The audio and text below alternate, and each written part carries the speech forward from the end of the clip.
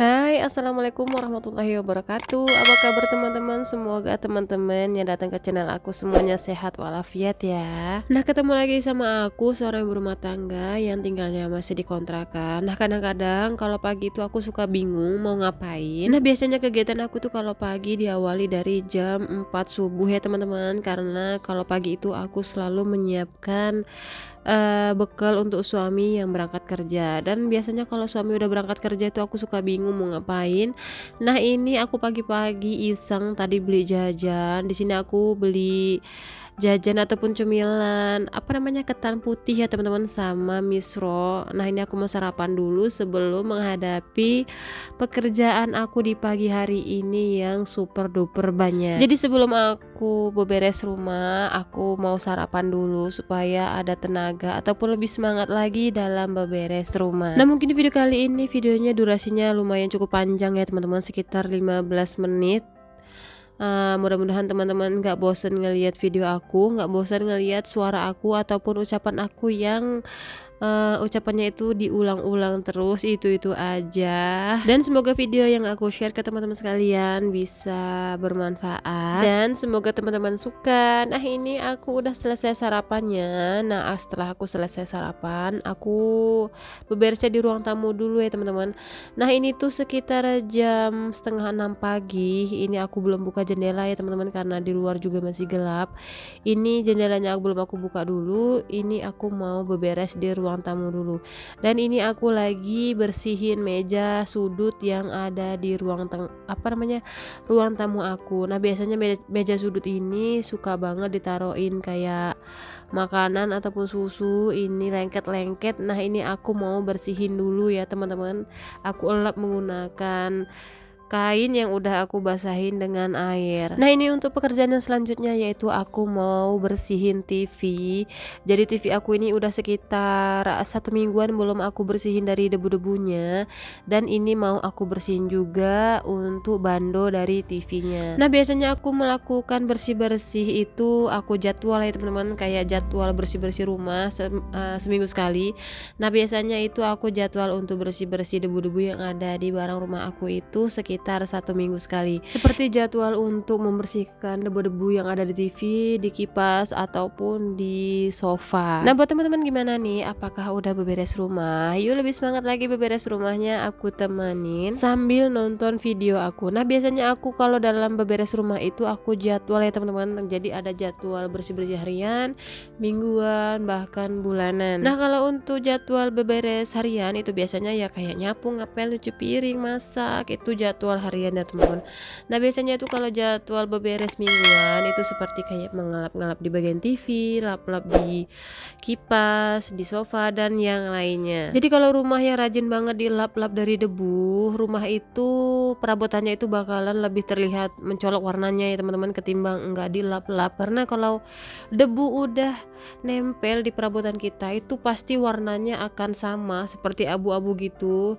Beda banget kalau kita itu rajin banget untuk lap-lap barang-barang kita yang ada di rumah dari debu-debu. Jadi sebenarnya lap-lap debu seperti ini tuh simple banget ya teman-teman, cuman lebih banyak orang-orang itu yang tidak peduli ataupun cuek kayak pekerjaan seperti ini, padahal itu yang pekerjaan itu tuh simple tapi manfaatnya banyak banget. Jadi kalau rumah kita itu rajin dilap-lap seperti ini lebih terlihat segar ya teman-teman, ketimbang enggak rajin dilap-lap dari debu yang menempel. Nah, ini aku lanjut untuk lap-lap di bagian kipas seperti ini ya teman-teman. Jadi ini kipas yang letaknya itu di atas sofa. Nah, kipas ini tuh bermanfaat banget ya teman-teman buat aku sekeluarga. Jadi kadang tuh kami kalau lagi duduk-duduk di sofa sambil nonton TV, sambil nyalain kipas, itu dijamin sebentar aja itu pingin tidur karena saking nyamannya. Karena di atas kami itu ada kipas yang kami gantung. Nah, ini aku lanjut untuk bersih-bersihin di meja. Nah, ini sebenarnya mejanya ini udah lumayan rusak ya teman-teman, cuman masih bisa dipakai. Jadi ini mejanya itu pintunya itu kayak copot satu, cuman belum dipasang-pasang sama suami aku karena kayak belum ada waktu gitu ya teman-teman. Ini mau aku lap-lap aja. Nah, biasanya itu anak-anak selalu naruh kayak makanan di sini, minuman, sering tumpah susu dan segala macam, itu bikin mejanya itu kayak lengket-lengket. Nah ini aku lanjut untuk bersih-bersihin di sofa. Nah ini aku bersihin di sofanya menggunakan sabun cuci piring ya teman-teman, tapi ini sabun cuci piringnya yang masih baru.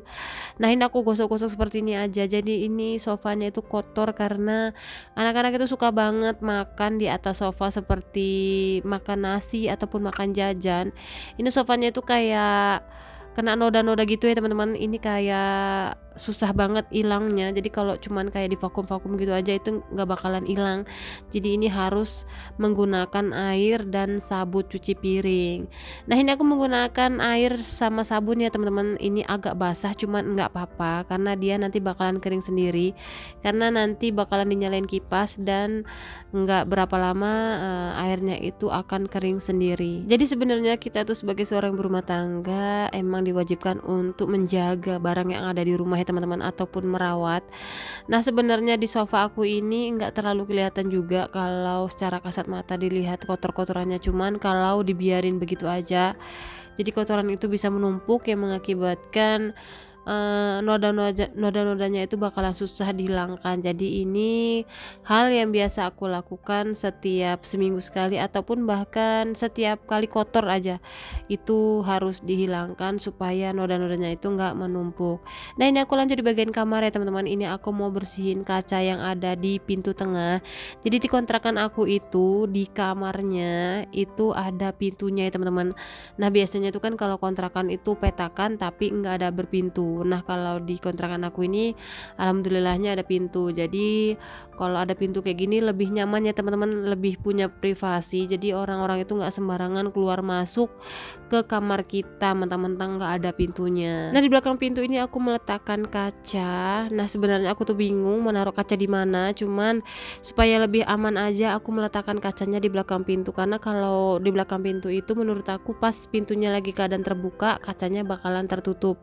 Jadi anak-anak itu bakalan jarang banget ngelihat kalau di situ ada kaca. Sebenarnya aku ada kaca bawaan lemari pakaian, cuman untuk kita mengaca itu kayaknya susah banget ya teman-teman karena sempit. Teman-teman tahu sendiri ya kan kalau kaca lemari aku itu letaknya dempetan banget ataupun rapat banget sama tempat tidur, ranjang tempat tidur. Jadi untuk kita kayak mau OOTD-an itu kayaknya susah gitu ngelihat. Misal kita mau mix and match baju itu kayaknya kalau nggak berkaca itu kayaknya nggak bisa. Kayaknya kayak misal kayak nggak cocok gitu, nggak ketahuan kalau kita nggak berkaca full body. Ini makanya aku beli kaca dan aku meletakkannya di belakang pintu karena aku punya anak kecil ya teman-teman, takutnya nanti malah dipecahin.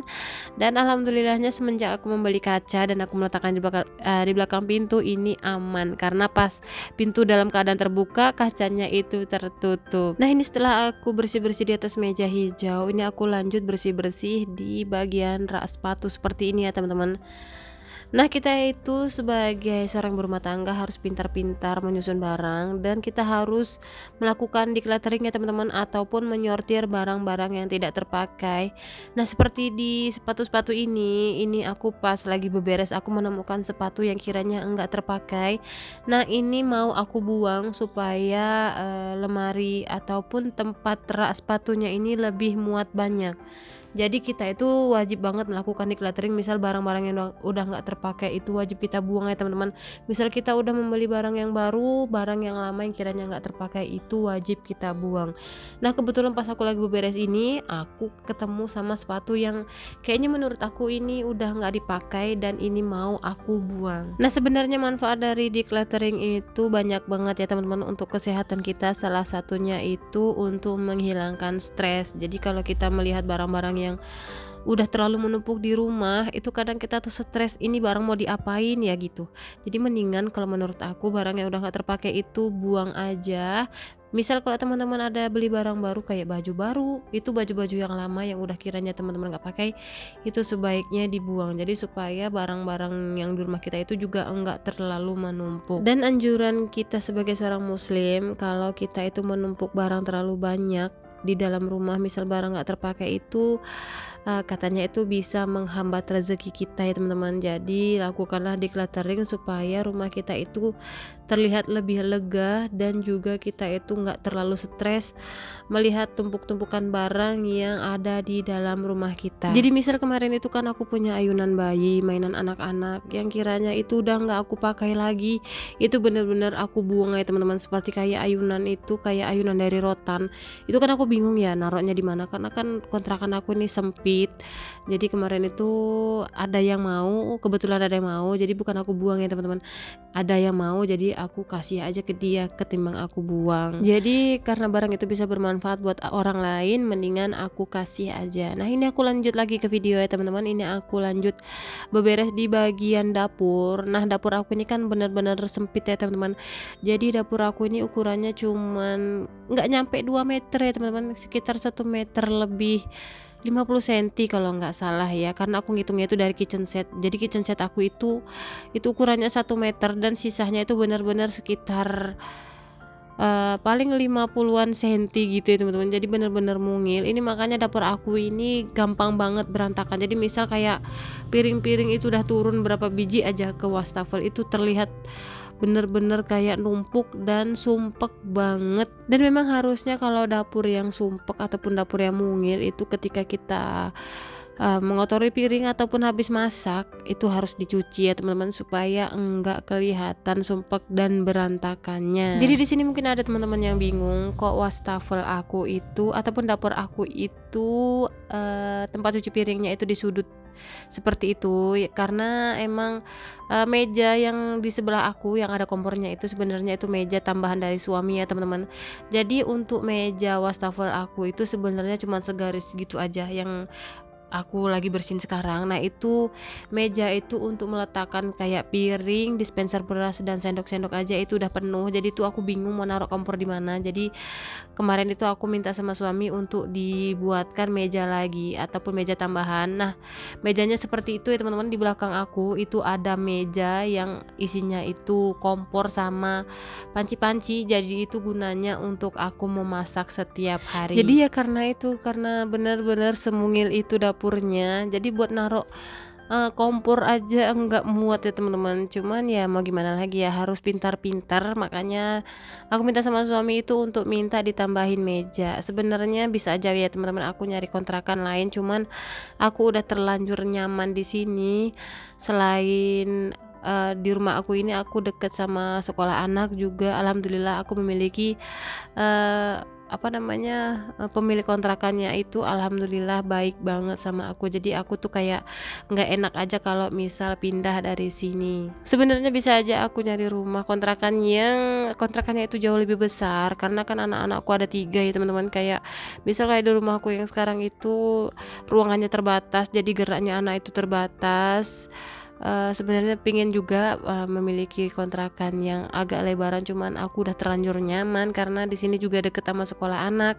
Udah gitu pemilik kontrakannya baik, udah gitu air di sini tuh bener-bener kenceng. Jadi aku sukanya tuh di sini tuh airnya teman-teman. Jadi airnya tuh di kamar mandi itu bener-bener sederes itu. Jadi kalau misalnya aku menyuci baju itu untuk mengisi air di dalam mesin cuci itu benar-benar cepet gitu ya teman-teman. Jadi misal kalau mau nyari kontrakan lain itu yang dipikirin itu banyak banget ya teman-teman, mulai dari pemilik kontrakannya gimana, baik atau enggak, humble enggak sama sama penghuni kontrakannya, tetangganya gimana, dan yang paling penting itu adalah air. Jadi kalau kita nyari kontrakan itu yang paling penting untuk keseharian kita itu adalah air. Dan karena aku udah enak di sini walaupun mungil, ya udah terpaksa kita betah-betahin aja. Mudah-mudahan nanti kalau ada rezeki aku bisa membeli rumah sendiri. Nah ini aku lanjut lagi ke video. Nah tadi aku udah selesai nyapu, ini aku lanjut untuk ngepel.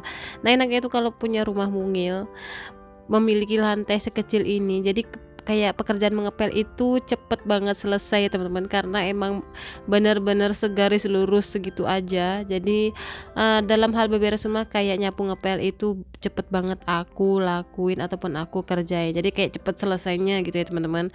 Nah ini setelah beberes rumah ini alhamdulillah udah agak siang, ini sekitar jam 7 pagi. Ini aku mau buka jendela dulu karena emang matahari udah terang ya teman-teman. Nah setelah beberes rumah, ini hal yang biasa aku lakuin kalau di pagi hari adalah nonton TV seperti ini. Jadi anak-anak itu mumpung lagi pada tidur, me time-nya aku sebagai seorang berumah tangga ya pagi-pagi seperti ini ya teman-teman. Ini tuh rasanya Masya Allah nikmat banget. Terima kasih udah nonton video aku, semoga video aku ada yang bisa diambil manfaatnya. Assalamualaikum warahmatullahi wabarakatuh.